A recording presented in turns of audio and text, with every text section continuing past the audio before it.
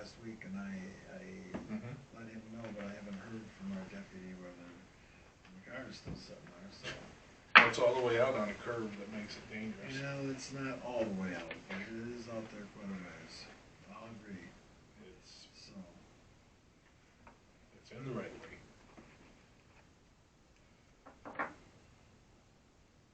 Any other questions about the zoning administrator's report? The lawyer letter for drainage on 1640 Huron Road, that's the gentleman that spoke here a few months ago? Yes. That's a private drive, and technically, he can grade where it crosses his property to the center of the road, so the water runs down the center of the road. And I've told him that, the zoning administrator's told him that. It's a private drive, there's nothing we can do about it. So the letter that was sent to the gentleman that had appeared here, explaining to him what you've explained to him before about what he can do to try to help the drainage problems, but didn't he explain, if I remember correctly, that it was the gentleman in front of him, because he has an easement, that was actually blocking the flow of the drainage at his end? Was that, maybe I misunderstood that, but that's how I No, took it's it. the other two on the west side of him, down the hill that comes back up and grades the road, so the water runs off the road completely. And they don't have a road maintenance agreement, so he's gonna have to take them to court, which he doesn't wanna do, so. I don't know what to tell him. We've told him what he can and can't do. Under communications last month, I brought up the issue of a letter that was received, and that letter is not under old news or any other news regarding South Linwood Beach. And the question was, until South Linwood Beach be dealt with, that should be under old business due to the water issue, the road condition, and the people on South Linwood Beach did dictate, send a letter to you and I shared that in the public meeting, but nowhere on tonight's agenda did that show up. So since it was communication last month and they communicated once again this week that actually somebody just twisted their ankle down there, which I'm sure you've heard of. South Linwood Beach Road, from Bowtell to the end. I talked to Spicer again last week on Wednesday, and he vowed he would have it to me, but I haven't got it yet. He's going to tell us whether we can drain the road with a gravity feed to Bowtell to our pit, and give us a price on what it would cost, and decide on how we would pay for it. I have not gotten that yet. When it comes to fixing the road, Bowtell Road is in a lot worse shape than South Linwood Beach Road. Now that spot is similar to the spot you had on Cottage Grove Road. So I'm talking to the road commission about maybe in the spring digging that spot out completely, putting some gravel in, and then re-blacktopping that one section there. We won't have a road in the spring because there's three Yes, you severe will. spots. You are not a road person, so yes, Oh. you will.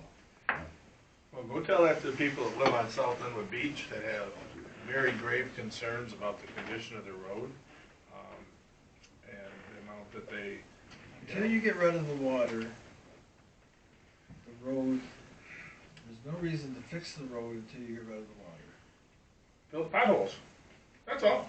Okay, I can have the potholes checked. That's all we ask. Fill the potholes. That's what everyone down there has been requesting. Fix the potholes. No one has told me fix the potholes. But anyhow, the potholes, we'll send the road commission down to fix some of the holes. But I'm working on South Linwood Beach Road. So, I'll, make a motion to approve the If I communication. could ask a question, please? Yes? We received the information from Fraser Road as well. Are we gonna add that in with communications since it was received by all elected? I'm already fixing Fraser Road. Mr. Rivard is more than happy. We're not done with the edges yet on what we've done so far. The road commission, I talked to him in April, and apparently my man went out to the east side of Bay City to run the road commission. And when I talked to him, he got the temporary person involved, and I talked to him, and they started fixing it right away, and it will be fixed. So they all well, Mr. Rivard knows, I don't know if he's communicating with the rest of them, but we are working on fixing the road. Now, they were supposed to go back and work on it Wednesday and Thursday last week, and it kinda rained. I guess they were there this morning for a little while, but obviously it rained again.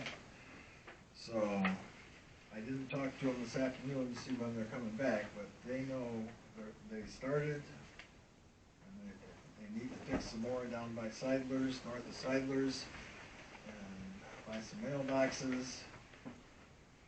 So, we're working on that road, Fraser Road.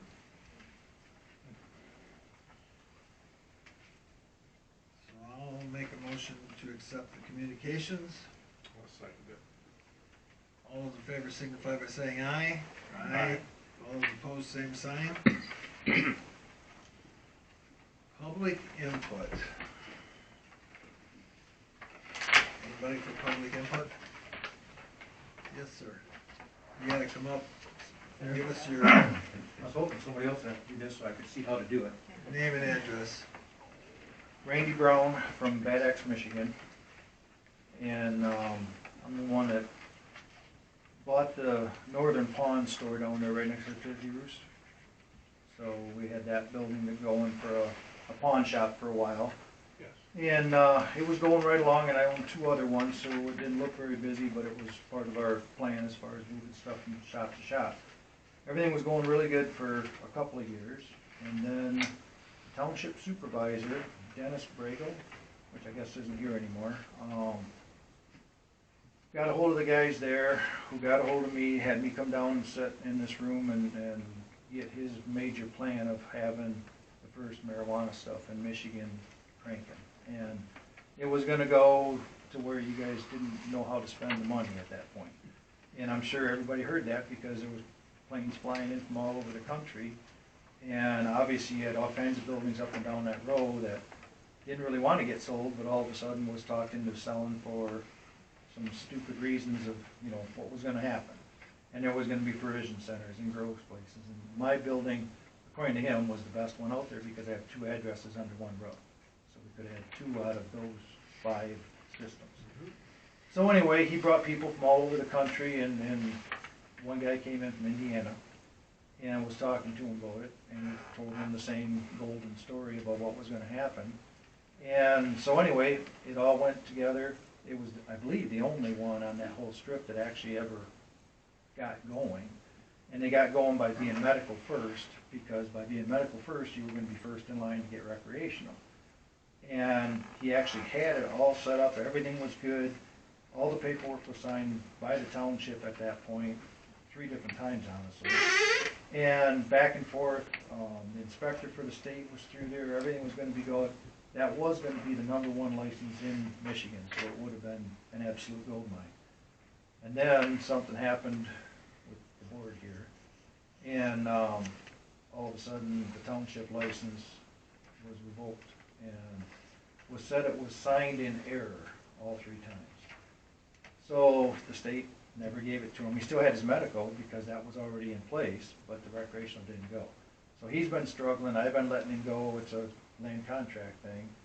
So my issue is, it's about to the point where he's not making it at all, obviously, because everybody around him, all 541 other licensed recreational ones in Michigan, and all these other townships and 5 miles away, are making $400 million and paying their townships and paying their counties. Apparently, from what I've done some research on, $58,000 per location is getting paid to everybody in the state of Michigan. So all 541 are being paid $58,000 to every township or village that they're in. And apparently you guys don't want that money, but my issue is if I get this building back, which it looks like is what's gonna happen, after he's put all this money into it and made it look better, trying to do everything to make it all right, so we're ready to turnkey when it happens.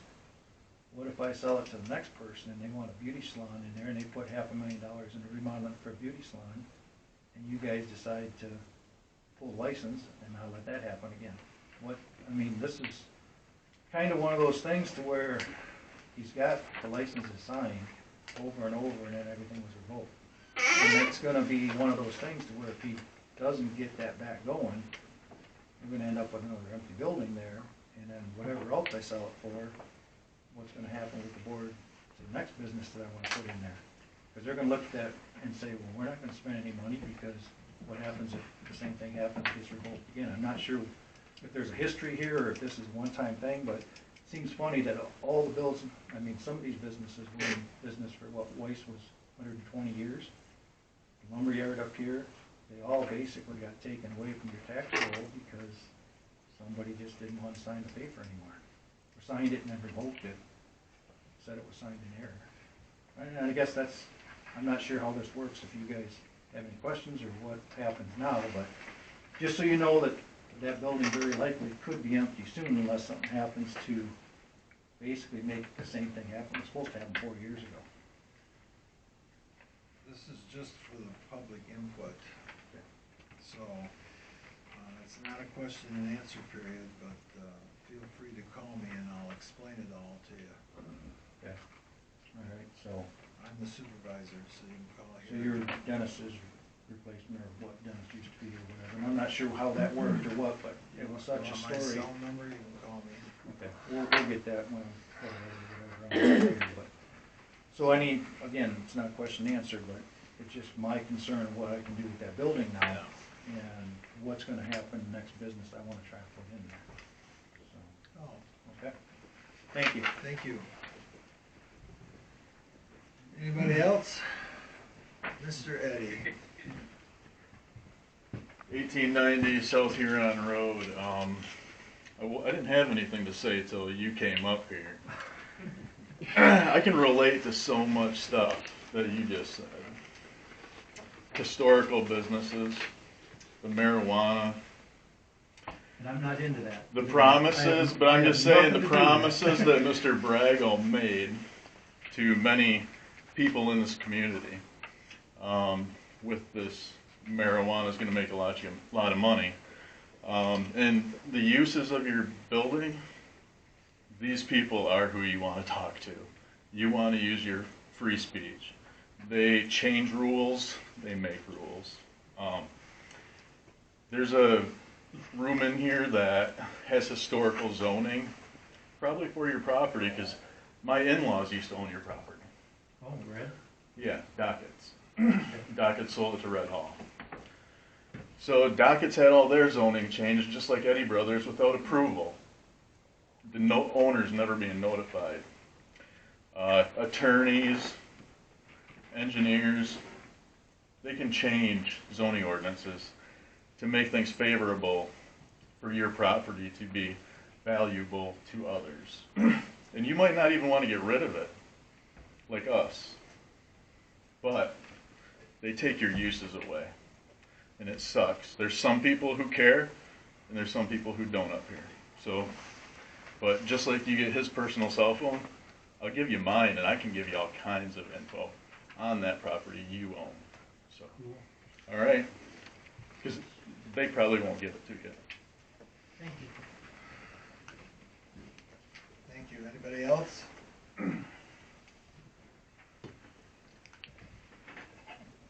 All right, so hearing none, we'll move on to unfinished business.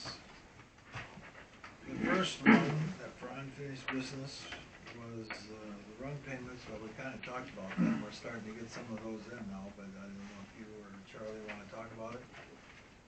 I believed it was finished business from the last meeting we had. As far as the Peconic Fraser thing goes, we're going to the board. Up Well, to the yeah, fire we got board. to. I tried to talk to He won't hear of it. George, and Well, the last meeting when I was here, I sent him to Fraser Township, but, that board meeting turned into a conversation between him and, Mr. Gales, after the meeting, so. Well, if I have to go up there too, I'll go with you. I think one of the biggest issues is the people are, when these discussions are being had, in the fire service and in government, we're so used to everything being mutual aid. And mutual aid means, I'm here, I need your help. This is not mutual aid. This is they are not here. And I think we're finding ourselves, and I noticed that when I was in the conversation with Mr. Galis, that he kept referring to it as you're billing for mutual aid, you're billing for mutual aid. And I said, we're not billing for mutual aid. As you can see, these mutual aid calls are not billed. It's the others where your units don't respond and we respond in your place, which is not mutual aid by any definition. And I even had some definitions of mutual aid from Mavis and some other sources.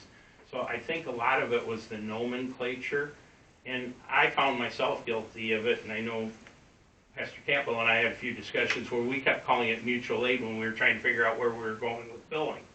And I'm sorry, cost recovery. And I think that's one thing we need to work on.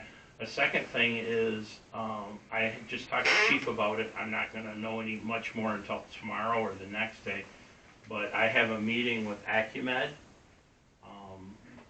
They do the village's billing. They also do fire department cost recoveries and have programs for smaller departments.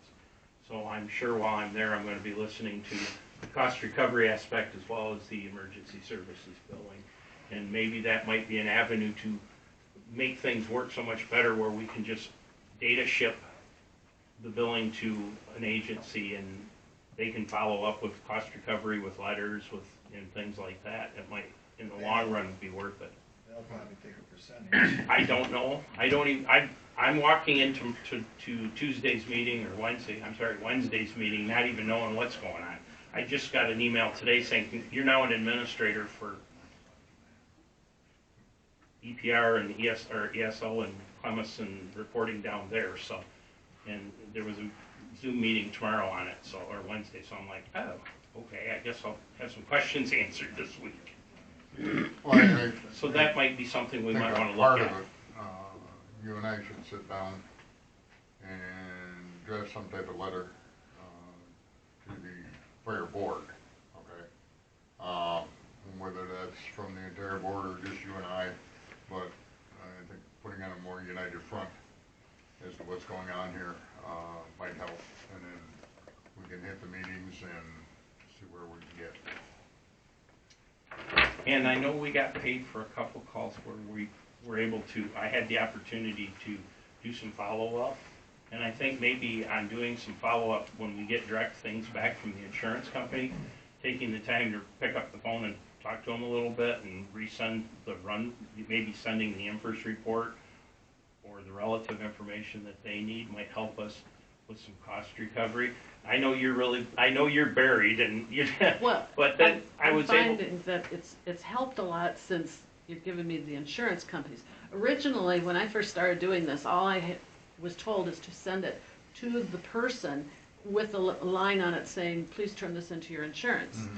Well, it never got anywhere. Where now I don't even send a letter But to you the and I talked person. about a police report and that attaching it before you give it to her, so she's got backup information to look at. Our billing forms have insurance information, address, the ability to put all that on the billing forms.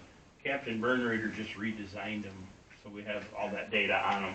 Right, not just pertaining whether we can get the insurance or not. Sometimes we don't, sometimes people don't have it, sometimes we can't get it. Yeah, then I know, then but I sometimes directly even the bill police the person. report's got information that, If if we added to that, so when she sends it out to the. we can't get it, it's insurance normally because the police didn't get it, because they look it right up on their computer in the car, and if they can find it on their computer, then we get it right from them. Yeah. A lot of times they don't have the name or the address of the insurance. All they've got is, yes, this vehicle is insured. And that's all that's showing up on their computer screen. They don't know which insurance company or what agent or anything like that. So. Anything you can get to her, to help her, I Well- can guarantee you that other company doesn't survive without a percentage. Oh, I'm they sure, keep. I understand that. Well, sir. Shirley and I got lost in the state site with all the insurance companies. And, you know, Yeah, and we can identify them, you know, if we I can still get- have to find an adjuster, I have to have a claim number, so, but I'm getting it, I know now the people I need to talk to. Well, Kurt talked to one today, and I still with if we get registered with some of the claims departments. Yeah. I think those follow-up letters that you've received, if you want, and I can find, and I can get a few minutes to where I can do some work on it. So far, I think there's been 2 that we've gotten paid for that we followed up on. And if you want, get those letters to chief, and we'll try to help you with following up if we can. Sounds good, sounds good. I was excited today, there was a $900 check from consumers. Oh, yeah? That's a whole new billing format that, Yeah, they come up with something different, and And it's also a They different had their person that set- I have to talk to, they had from their the set original. deal before, and we just go for the whole thing, and we'll see what they do. And, well, I guess they're paying, so. that was the one that we sent in under the new format, Mhm. that the bill was before they established the new format, Right. and it worked. All right, So, We're improving. yes, good job. Unfinished business. Parking ordinance from other townships. well, I handed out some paperwork regarding parking ordinance for off-street parking and loading requirements to everybody. That went around. But I have another one here that's rather a shorter version, which I believe we'll find helpful. At the same time, I would like to make a comment. If we're putting something under unfinished business, and we can't get something added to the agenda unless we give supporting documents, but there's stuff that goes onto the agenda without supporting documents, that's an oxymoron. It's inconsiderate and should not take place. But here is a very simple way for us to look at implementing a parking ordinance with some grit and,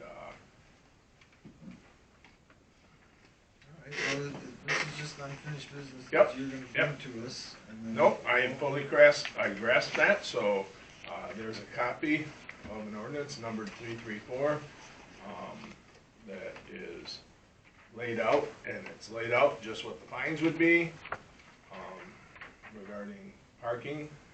And, the original paperwork that was handed out, nobody responded to, so, if people would please, look back through off-street parking, Article 23, and then go over ordinance number 334, and then we can put together a consolidation as to what works best for us in light of our commercial and residential districts. Because if we're going to have multi-dwellings on a C1 property, then we need to make sure we have sufficient parking, and not just sufficient parking, but where people don't park boats across lawns and things of that nature, and that will help to take care of that problem.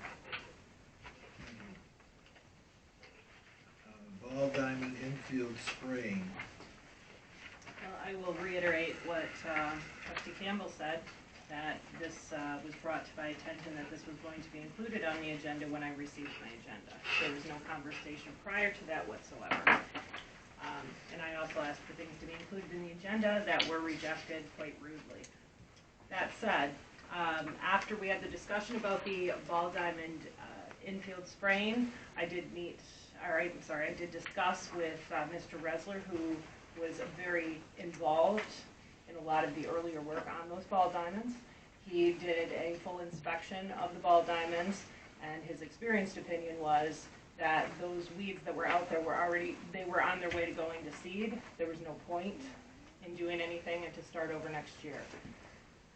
Despite that, contact was made with some licensed sprayers. Bids were requested. they were not interested at this point in the year in submitting bids. At the September 11th special meeting that was called, the last order was an FYI from the clerk